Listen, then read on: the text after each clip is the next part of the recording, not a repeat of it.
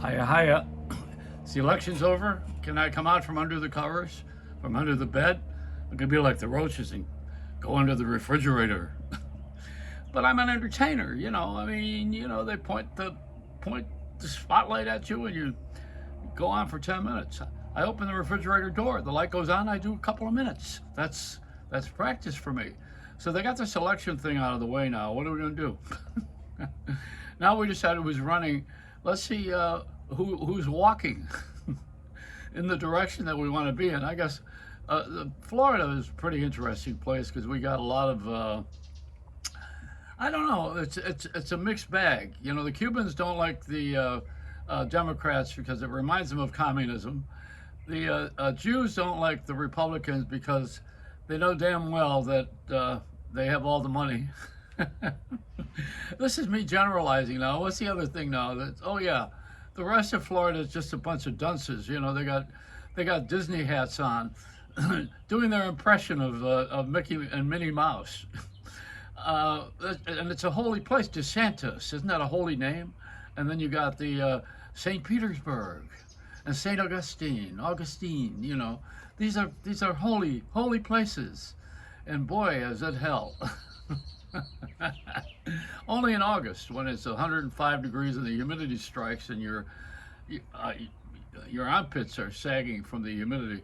I have a little report. It's the 30th anniversary of Andrew, the hurricane that struck. I was here. I was on the air at that time on the radio in the morning on WQAM. The hurricane was supposed to hit Fort Lauderdale, and it didn't. It went farther down south, and it hit an area that nobody was really counting on. Not that anyone has a real understanding of where the strike's going to be, but the eye of the hurricane was down south. And we had a radio station that had a generator. The other ones didn't. We're the only ones. We had a generator. And the TV station didn't have one. Boy, were they stuck.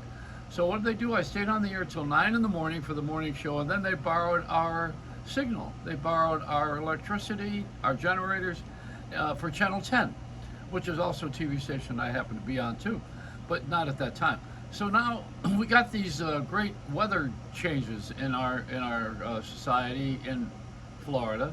We had this a long time ago. I learned a new word back then. It was called FEMA. I had no idea what that was.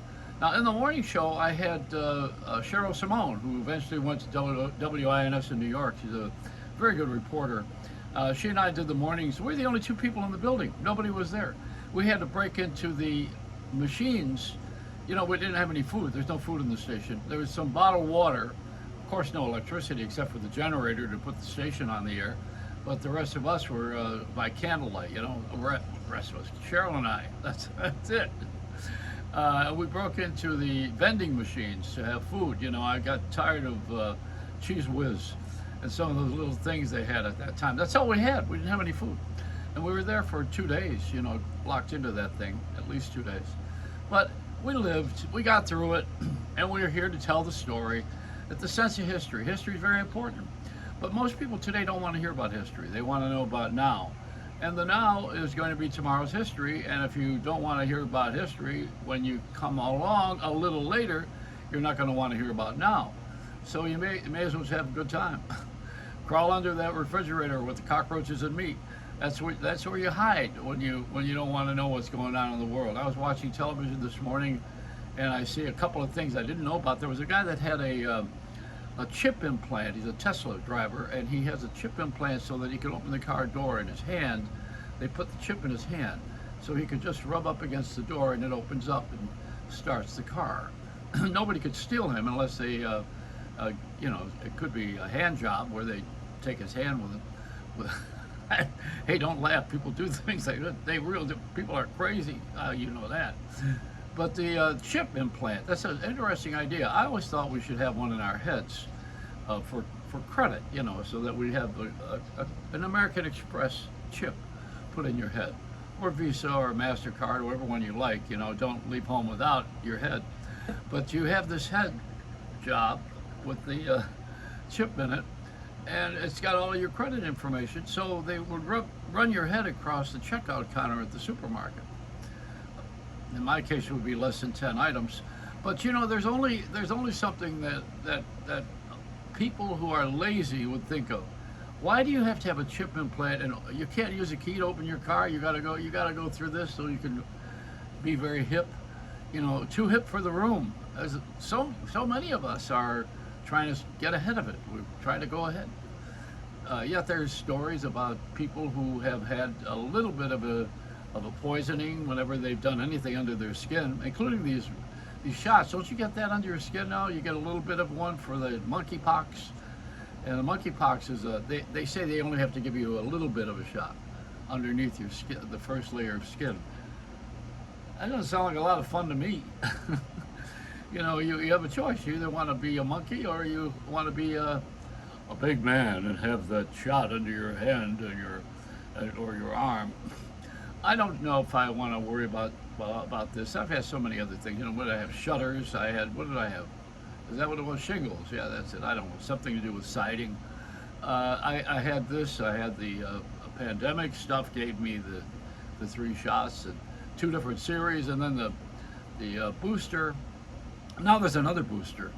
This is like washing machines. Have you seen that? Have you walked up and down the aisle and seen all of the products that are detergents and the add-ons, the boosters they call them? You know, they got different smells to them and give you a nice scent in your laundry.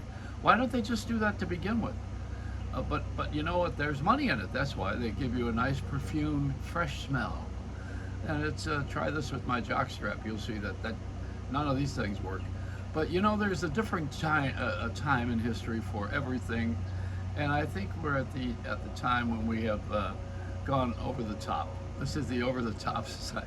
This is not millennials. This is way beyond millennials. This is now we're into and it was Gen X, general. What is it? Generation X, millennials. What are we calling the new ones now? Stupid. That's what it is. Yeah, I know, I'm just being funny, but I hope to be. This whole idea of bringing the news to people when it's bad news has been overdone. You turn the TV on, or you turn the radio on, or you stream, or wherever you go, you can't escape it. All of this pleasurable announcements that are made, with commercials, of course. The trick on that is we used to get television free. Now you pay, and then you get paid for cable. But now you have to pay for every individual movie, just about, or every show, or every channel. So the people who owned all these CBS, NBC, ABC channels used to have support by commercials. Now they have a subscription base. So you have to join up with their various little games, Paramount, Hulu, or whatever their pleasure is. They put that out there, and you pay extra money. Whoever thought you're going to pay money to hear radio with XM, Sirius XM?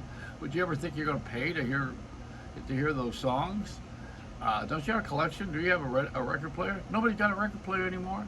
There's no CDs, no DVDs. They don't want us to have our own collection. Then we'll have a library, and it would be like Blockbuster was, you know, renting out our inventory.